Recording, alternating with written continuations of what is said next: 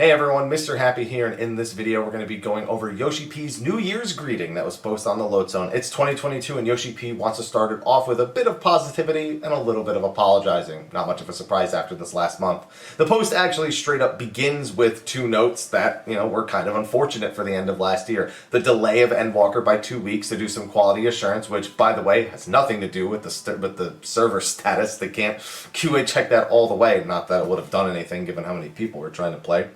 And of course, the issues with the servers and the logins themselves, again, apologizing for that and reminding us that they are underway to actually fix some of those things. They started getting delivery dates for the equipment, and we'll have an update about that, according to him, by the end of January. So please look forward to that. If it probably is too late to fix anything that's happening now, but it will hopefully help address issues down the line. And I think that's really what we need to look forward to the most.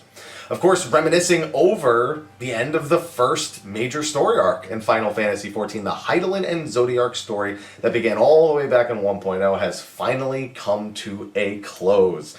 And that's crazy to think about because you don't get to say that very many times, especially when a story takes 10 years to actually tell it. But of course, a reminder, there are adventures ahead. No, Endwalker is not the end of the expansion. In the last 48 hours, I've seen like 2 or 3 people be like, I wonder what they'll even do without any more expansions. Unironically saying that. There are still expansions to come. In fact, we have a patch coming probably early April by the looks of things at this point.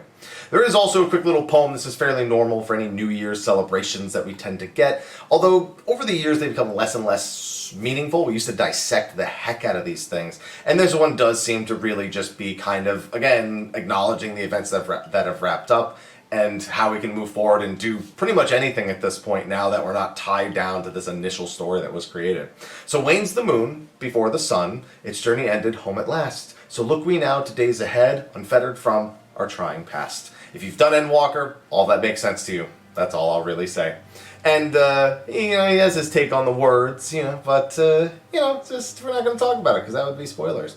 So, of course, Final Fantasy XIV, been in operation for over 10 years. Took a little bit of a break in there before Realm Reborn, but Yoshi-P himself says, cheers to 10 ahead. Now that's not saying that they've already planned 10 years in advance. We know that they usually plan about 2 expansions in advance, so it might be crazy to think about, but they already kind of have the framework for 7.0 through 8.0. It's not all set, but it's still crazy to think about that they're already kind of 2 expansions ahead of us thinking about the next adventure, and I think they kind of have to be at this point. So, with that, he says he'll be sharing their plans for 14's future sometime ahead of patch 6.1, and that makes sense because they have to set us up for a whole new story, and I'm really curious to see how 6.1 pans out. We haven't really had that kind of setup in a long, long time, and so they kind of got to knock it out of the park because people could very easily be underwhelmed after the end of Endwalker and the end of that story arc. He also reminisces a little bit more about how it's his 12th year at the helm of 14. He replaced Tanaka at the late part of 2010, since it released in September. He had replaced him by like November. And then really his impact started to show in the following year, which he even says built up over 11 years, acknowledging that his stamp really wasn't made until the beginning of the following year. But like your adventures and the efforts of the development and operation teams, we'll continue to build on our wealth of tales, experiences, and emotions and endeavor to reach new heights. And you'll have to try pretty hard because that was a heck of an ending. Again, I wish you a happy new year and thank you for your continued support. I don't think this picture is indicative of anything. We already know what the next ultimate is. I don't think the story is going to take us to the Far East as a center point. I think it's just Yoshi-P dressed up and sang the Byakko song one time. They thought it looked cool. And this art looks cool. Sleeping with Byakko's tiger, you got Seiryu, Suzaku, and Genbo on the sides, cherry blossoms on the left and the right, and a bomb from the summer festival, I forget what it's called, in the back right there. That's all. I don't think it's anything more interpretive. But with that, that's a wrap for Yoshi-P's message for the New Year's. 2021 was a heck of a time, so I guess I should say a thing or two about the new year.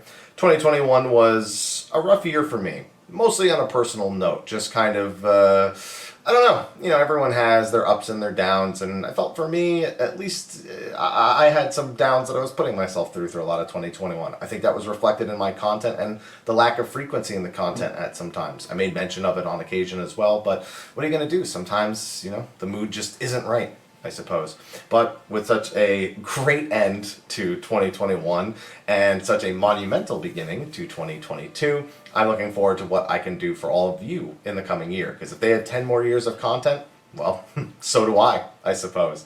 So please look forward to all sorts of things, the stuff that you've already come to expect from the channel, the guides, the thoughts, the versus series, and maybe even some things that I've had in the past that I've kind of slacked on. But I won't make any promises too much on that front because some of that stuff is in the grave for a good reason.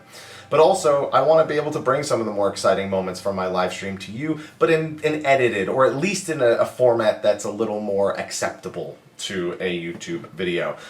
Played Mario Party recently, and I would like to actually upload the entire thing for that. It's not really made for YouTube, so that's kind of a rough one in my opinion, but at the very least it could be a fun watch if you're looking to kill a couple of hours. Maybe if I do a few more of those, I can do some highlight videos and upload those here so you can see kind of the fun times we're having over on Twitch.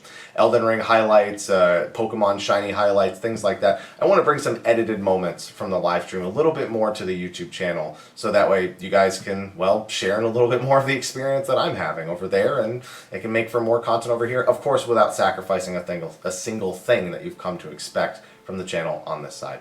But hopefully it's a good year. I'll do my best to make it one, and hopefully you'll be along for the ride.